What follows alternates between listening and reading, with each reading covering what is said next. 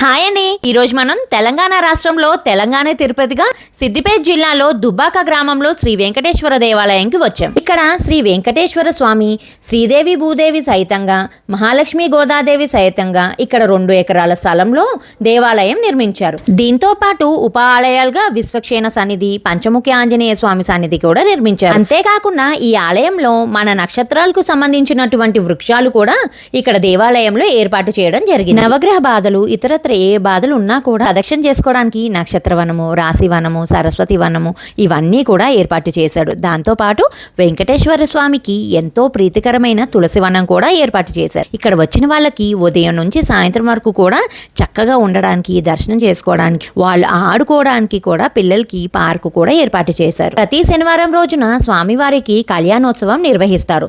ఇక్కడ ప్రత్యేకత ఏంటంటే భక్తుల చేతుల మీదుగా నీటిని వదులుతూ కన్యాదానం ఇక్కడ చేయిస్తూ ఉంటారు.